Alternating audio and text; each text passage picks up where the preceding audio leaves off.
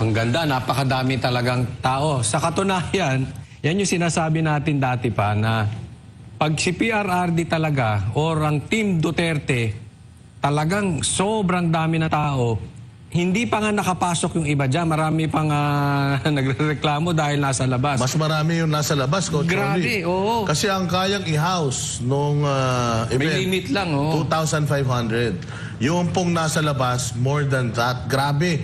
As in, nagkagulo na ron, mga pulis. Talagang hinaharangan na yung mga tao kasi nga, hindi na nila makontrol yung dami ng tao. Go, Coach Oli. Ano pa nga yan eh, may limit siya. So doon sa mga hindi nakapasok, pagpasensyaan nyo na kasi sumusunod lang tayo dyan sa batas sa Hong Kong, may limit yung building na numero ng tao kung ilan ang papapasukin. Pero yan yung sinasabi ko na dati pa na pag muling pinatunayan, yung mga tao talagang nagsusumiksik. Hindi katulad doon sa ibang partido na kailangan pati pulis pagsuotin nyo ng pula para magmukhang madami. Ito legit po yung sigawan ng tao. Alam mo yung sinasabi nila, nagpapakita sila na marami raw doon yung sa timbangag. Pero yung tao tahimik. Dito, lahat nagsabihin ni PRRD nagsisigawan ng tao. Sa katunayan, kasama namin siya sa kwarto, umihilang siya. Tapos biglang nagsigawan sa baba, akala namin may sunog o akala namin may nagsaksakan. Para siyang si Pope Francis eh. Oo. Sumilip lang sa bintana, no? Kaway-kaway, saludo, pambihira yung tao sa labas, nagkagulo. Grabe, kaya nga ako yun ang sabi ng mga tao dyan meron silang challenge kay Marcos. Marcos, challenge to ng taong bayan, yan po yung mga nagme-message sa atin, na try mo rin. Punta ka ng Hong Kong. Gawin mo yan, tingnan ko kung ganyan ang tanggap sa'yo ng tao. Kung yung tipong kakaway ka, isang yun nagpunta kaway-kaway ka, walang pumapansin. Si Tatay Digong sumilip sa bintana na yung butas ng bintana, ganito kaliit. Kasi ang bukas nun pa ganun eh. Ganyan lang kaliit. Grabe, sa kabilang kwarto kami, rinig namin yung sigawan. Akala namin nagkagulo-gulo. Kala ko bumaba si Che Guevara eh. Oh. Kasi nagsigaw yung mga tao eh. Yung pala. Pero madoktongan ko yan, Coach Oli, bago mo ituloy. Nung bago pala magsimula itong event, konti pa lang actually yung tao. Pero marami na sa labas, marami na rin sa loob. Tayo eh, no? Nag-practice tayo eh. Palakpakan. Kunyari, papasok si Pangulong Duterte. Paano kayo papalakpak? Grabe, no? Hiyawan ng tao. Kunyari, papasok si VP Sara. Paano kayo pumalakpak? Grabe, sobrang tindi ng palakpak ng tao. I mean, wala pa yung mga tao, pinapalakpakan na. Lalo na, nung nagsidatingan, epic talaga itong nangyari. Coach Oli, kung Boss Dada, kung ang sigaw nakakaguho ng building, patay na tayo lahat dito.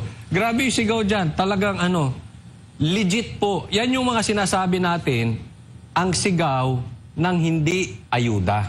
Yan po yung sigaw na lehitimo, sigaw na organic. Yung talagang, alam mo, Boss Dada, ito nakikita ko talaga dyan eh. Ang hindi po natin, ito hindi ko po minamaliit yung mga Pilipino dito sa Pilipinas. Pero yung hindi natin maloloko ang OFW.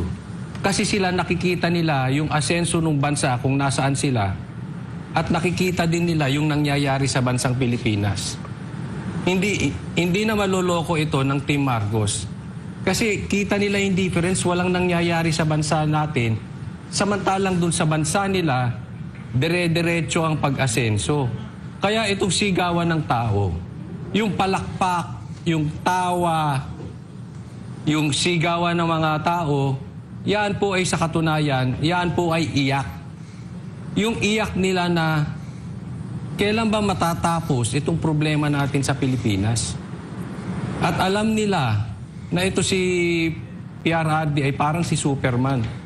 At siya ang hero na pwedeng i-180 degrees yung pangyayari sa Pilipinas.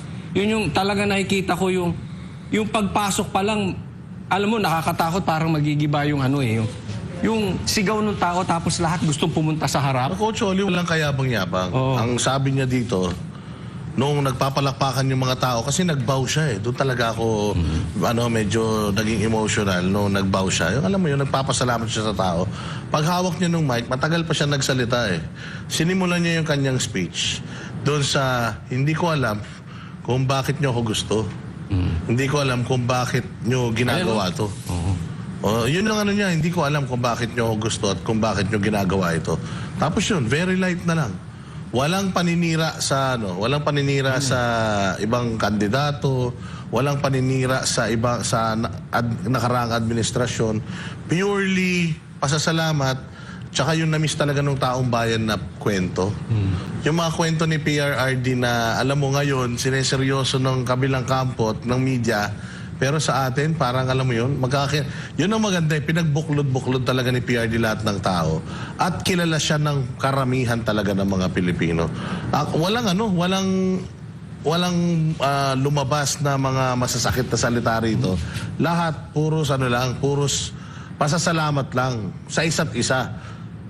Napaka-humble na presidente, napakadami nagawa sa Pilipinas, pero wala siyang ina-acknowledge sa lahat ng yun na sinasabi niyang akin to. Kung makikita mo, lahat ibinabalik niya sa tao. At talagang hanggang ngayon, hindi niya pa rin naiintindihan bakit siya pinapupurihan ng ganon. Ginawa lang naman niya yung trabaho niya. Isa lang po yan na dahilan na dapat na ginagawa ng mga susunod pang administrasyon. Pabayaan po ninyo na yung tao mahalin kayo dahil sa magandang mga nagawa ninyo. Hindi nyo dapat binibili ang taong bayan, Coach Oli. Pero may mali ka doon, Boss Dada. Actually, madami siyang siniraan. Siniraan niya yung mga Team Duterte senators. Yan, siniraan niya si Ipe, si Pastor Kibuloy. Alam mo, baligtad nga ito eh. Binabanatan niya yung mga Team Duterte senators. Pero habang binabanatan niya, lalong umaangat ang popularity nitong mga to. Baligtad. Si Marcos halos buhati niya na yung buong senator niya. Wala namang nakikinig, walang naniniwala. Hindi nila kaya mag-organize ng ganito, Jay Guevara, no? Hindi nila kaya mag-organize ng ganitong pagtitipon, lalong-lalo na another record-breaking ito, simultaneous po ito. Hindi lang po ito nangyari sa Hong Kong, meron pong pagtitipon sa Japan, may pagtitipon sa Canada, may pagtitipon sa buong Pilipinas. Grabe itong pinakikita ng mga kababayan natin sa iba't ibang mga bansa, lalong-lalo na dito sa Pilipinas. Walang ayudahan yan. Anong iyong experience, Jay Guevara, diyan sa nangyaring yan? Ayun yung kataga na may ginawa, hindi lang puro ngawa. Oo, kasi talagang ramdam ng taong bayan dyan. Tapos dihamak na mas maraming tao sa labas kaysa sa loob. Kaya nga ito nga yun eh. Kaya nga galit na galit yung iba dyan. Kasi nga sila halos maubusan na sila ng pera sa kakaayuda sa mga tao para lang pumunta sa mga campaign nila. Pero itong kampo ng mga Duterte, kusang pumupunta ang mga supporters. Gabi pa lang may natutulog na. Gabi pa lang may mga tao na ho dyan. At kami ang talagang talagang magpapatotoo sa inyo din na talagang yung mga taong na yan ay gabi pa lang andyan na, kasi yung iba dyan ay galing pa hong Macau.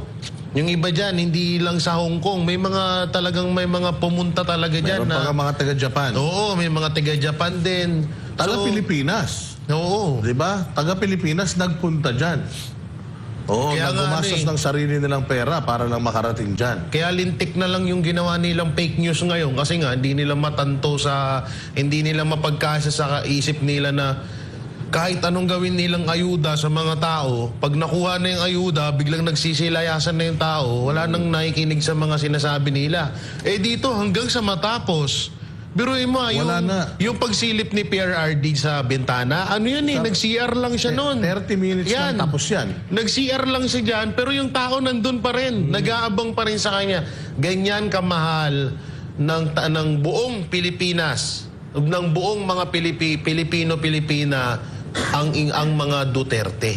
Kasi nga, yun nga yung sinasabi ko kanina na may nagawa, hindi lang puro ngawa. Kasi yung iba kasi dyan, ngawa ng ngawa, wala namang nagagawa. Hindi katulad nito mga Duterte na may nagawa na, may gagawin pa, at mas dodoblehin pa yung maaaring magawa dito sa Pilipinas. Kaya yung mga nagpapaano dyan, sa totoo nga may video ako dyan na binidyohan ko yung nasa labas ng mga tao para makita, kasi sabi ko na nga ba, hindi ako nagkamali na may mga fake news na naman na lalagana. Por ayan, no, yung video na yan, ako po nagbibideo niyan. So diyan pinakita ko na halos hanggang diyan nandyan po yung mga kababayan natin. Mag-aantay sila. Oo, Walang iba. walang screen dyan. Wala. As Tapos in, they tapos just yung iba gathered nandito there. pa sa gilid na hindi lang maaabot ng camera ko. So yan, no, tignan nyo. Yan ang talagang yan ang kinakainis ng mga anti-Duterte. Dahil hindi nila akalain na kahit sa Hong Kong ganyan ng suporta ng mga Pilipino sa mga Duterte. Ano? Yan po ang isa po na patunay, no, na sinasabi na may nagsasabi na na hindi daw to mga OFW. Yung tingin mo diyan, asan ba kami? Anong hindi? Mamaya Pero mamaya babalikan namin yan, yung mga fake news na yan. Oo. Pero very symbolic itong Hong Kong, Coach Oli. Kapag ang Hong Kong, kasi karamihan ng mga Pilipino nagtatrabaho, pinakamaraming Pilipino nagtatrabaho dyan sa Hong Kong. At ito yung mga hindi kumbaga parang mga nasa class CDE. Hindi ito yung mga mayayaman ng mga Pilipino. Ito karamihan ng mga katrabaho ng mga OFW natin dito, talaga, mga kasambahay. Oo. So bakit symbolic ito? Ito ang sumisimbolo sa estado ng Pilipinas, yung mga tao rito.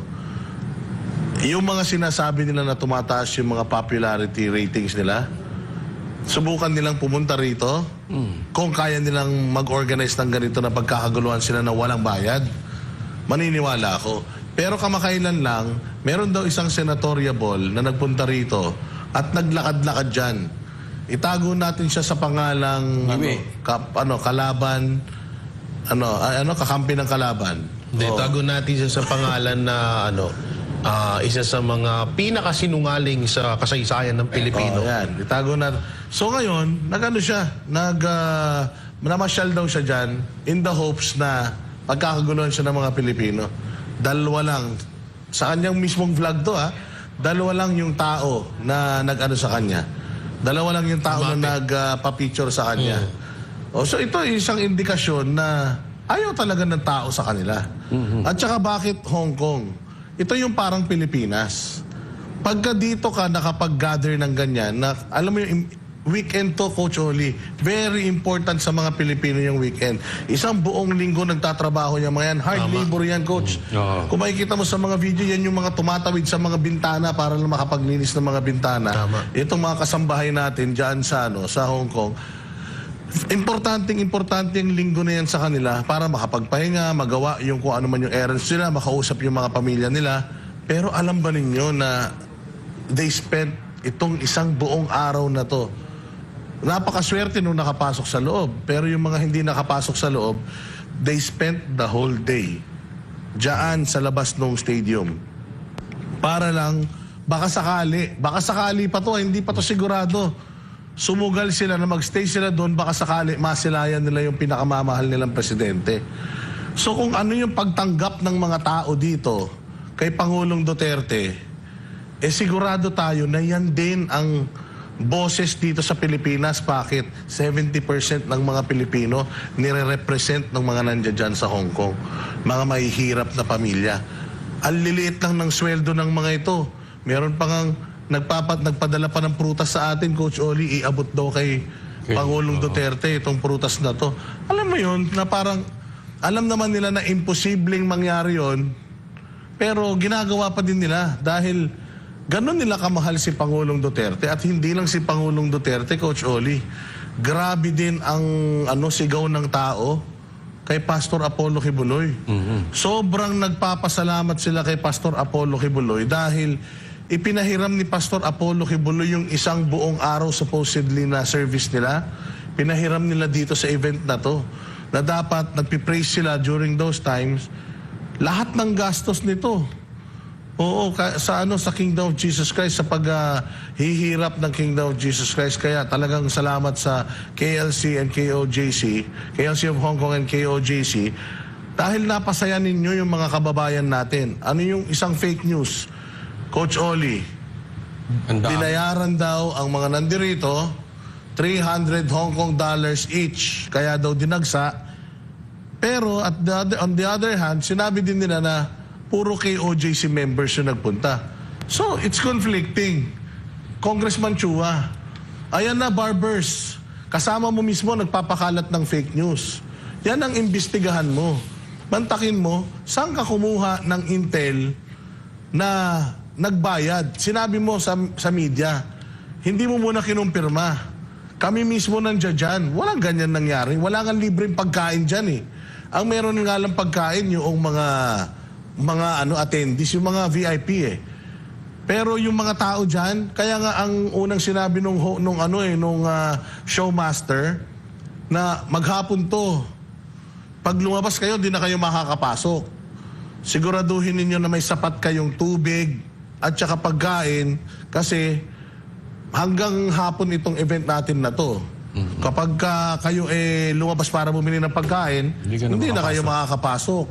So, ganun yung sitwasyon dito.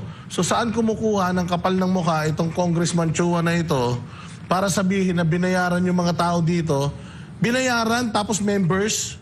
Meron bang ganun? So, ano ba totoo? Puro miyembro ng KOJC itong mga nandito? O binayaran? Isang kasinungalingan lang dapat. Kasi panoorin niyo yung speech ni Banat Bay. Ang speech ni Banat Bay, pinataas niya lahat ng kamay ng mga KOJC members. Kasi alam ni Banat Bay na yan ang gagawing tawag dito, paninira ng kabilang kampo eh. Propaganda. Pinataas ni Banat Bay lahat ng kamay ng mga taga-KOJC. Nagsakripisyo yung mga taga-KOJC na hindi sila magpunta dito para talagang magpunta yung organic na mga OFW. Tumaas ang kamay lahat ng OFW. Halos lahat. Sinong taga Luzon, sinong taga Visayas, sinong taga Mindanao, lahat nandiyan dyan. All walks of life nandiyan dyan. Tapos sasabihin ninyo na ganun kababaw ang tingin nyo, ganun kababa ang tingin nyo sa mga OFW, kayong mga kongresista na supposedly nire-represent ninyo itong mga OFW, pero sinasabi nyo na mga bayaran sila, 300 Hong Kong dollars. How dare you? Nagtatrabaho itong mga tao dito ng marangal, nagpapakita sila ng kanilang saloobin ng marangal, tapos sisirain nyo yung reputasyon nila. Diba, Coach Oli? Dagdagan mo yan bago natin ipasok itong ating balita. Ako yung sinasabi nila na mga bayaran to ng, binayaran to ng 300 Hong Kong dollars, ako sa tingin ko lang, Baka yung iba dito, Coach, mas malaki pa sa $300 yung ginastos dahil yung iba dyan nag-hotel pa. Hindi, posible pa nga. Pwede pa nga yan. Kung sakali lang gustong pagkakitaan to ng KOJC, pwede pa. Baligtad. Yung mga tao yan, handang magbayad dyan ng 300, makapasok lang. Sigurado ako. Pero walang nangyaring ganon. Ang ibig ko lang sabihin, hindi mo kailangan insultuhin yan, Congressman Chua, na ang mga taga Hong Kong ay dahil sa 300, sasayangin ang buong araw. Hindi po ganyan. Sana wag pong insultuhan na ganyan. Sa katunayan, handa pa yan magbayad hanggang siguro 1,000. Makapasok lang dyan. Talagang grabe. Grabe po ang, alam mo, dapat andyan kayo para, kasi iba yung kwento, iba yung na-experience nyo yung sigaw ng taong bayan. Nung pumunta nga ako doon sa kwarto, meron akong nakitang ando doon yung isang tumatakbong senador ng PDP. Nilapitan ko agad at kinongratulate ko, sabi ko. Coach Oli, 8-hour Sure win event na to. yan. Coach Oli, 8-hour event to. Nag-aantay sila. Hindi, katunayan ngayon, tapos na eh. Tapos na, umihi na lang si PRRD, kaya sabi mo iconic. Yung pagsilip niyang yan, magiging iconic yan. Nasa history natin yan. Hindi mawawala yan yung, grabe yung pagsilip na yon, sigawan. Pero ako, nung dumating si BP Sara, na wala sa schedule, hindi plinano, doon pa lang, yung sigaw pa lang ng taong bayan, Makikilabutan ka, Coach Oli, no? Iba talaga. Totoo yan. Actually, medyo medyo mangiyak-ngiyak ka pa nga dahil nakikita ko yung iyak ng Pilipino dahil hirap na sila eh. At nakikita nila ang Duterte ang talagang hero. Sila na lang ang makakabago ng sitwasyon natin. Ito, malabo ng, Boss Dada, Jay Guevara, sa tingin ko malabo ng matalo ang mga PDP senators. Straight na to. Panalo to, sure win to sa tanggap ng tao. Hindi lang naman kasi Hong Kong yan eh. They represent The whole, lalo na yung mga OFW. Iba ito.